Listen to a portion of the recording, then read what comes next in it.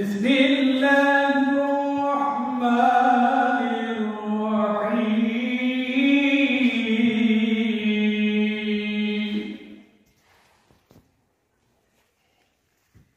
يا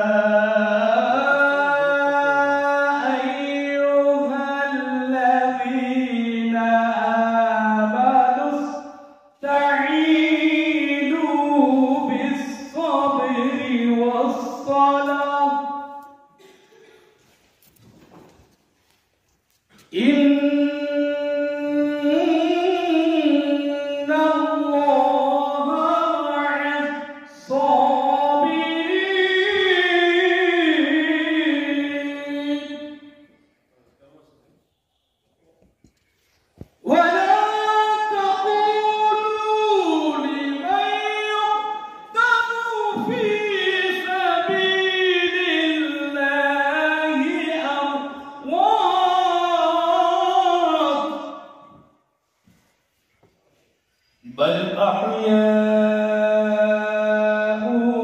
ولكن لا تشعرون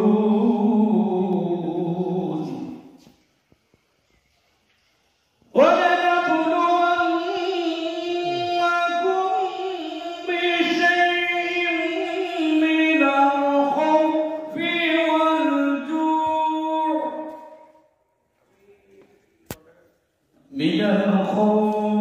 والجوع ونقص من الأموال والأنفس والثمرات وبشر الصابرين صدق الله العظيم. Professor doctor Mohammad Abdul Latif sir সার্বজনীন মঞ্চে সেটা আসন গ্রহণ করার জন্য এবং ডক্টর মোহাম্মদ আব্দুল কুদ্দুস স্যার সার্বজনীন তার আসন গ্রহণ করার জন্য।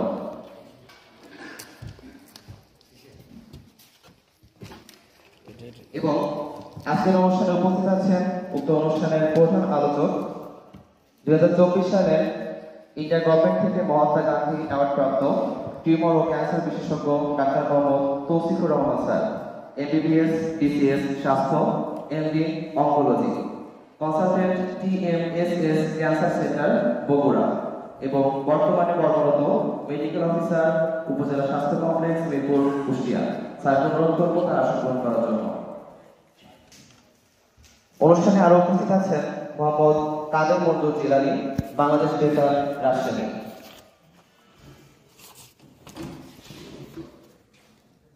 আমার সামনে উপস্থিত সকল শিক্ষক শিক্ষিকাবৃন্দ ও বিভিন্ন কর্মকর্তা কর্মচারীবৃন্দ এবং প্রতিষ্ঠানের ছাত্রছাত্রীবৃন্দ, সবাইকে আমার পক্ষ থেকে আন্তরিক শুভেচ্ছা ও সালাম। আসসালামু আলাইকুম। পুনরুত্থান ধরে আপনাদের সঙ্গে আছি আমি মোহাম্মদ রাফুল হাসান শিশির, মিরপুর উপজেলা স্বাস্থ্য কমপ্লেক্স এবং অত্র প্রতিষ্ঠানের অনার্স দ্বিতীয় বর্ষের অর্থনীতি বিভাগের ছাত্র এবং বিএনসিসির একজন সদস্য।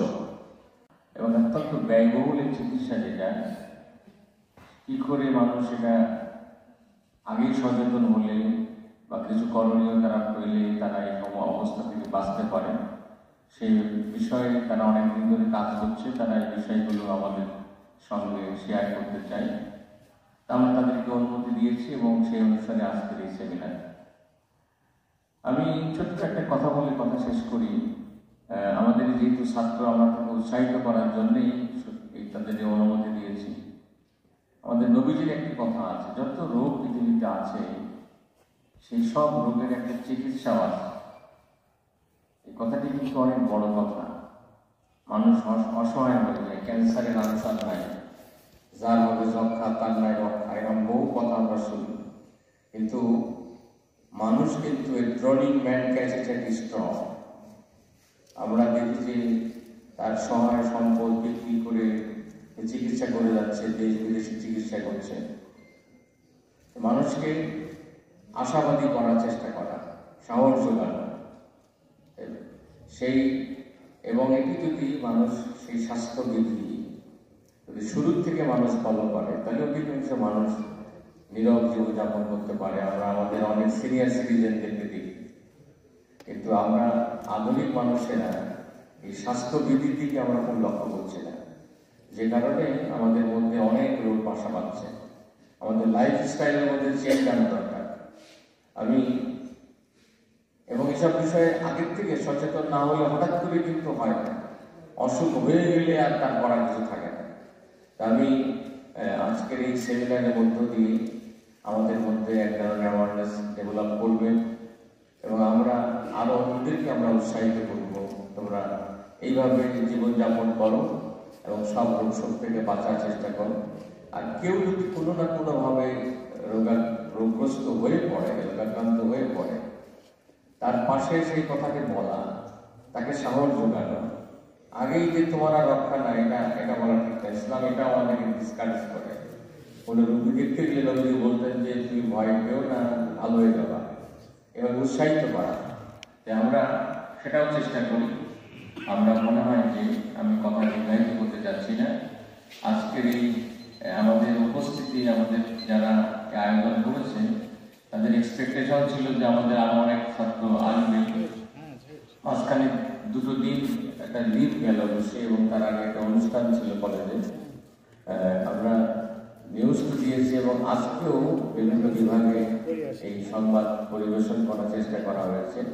এরপরেও আমরা যারা উপস্থিত আছি আমরা তাদের কথা শুনবো, আমরা নিজেরা সচেতন হব, অন্যকে আমরা সচেতন করব। আমি এই সেমিনারে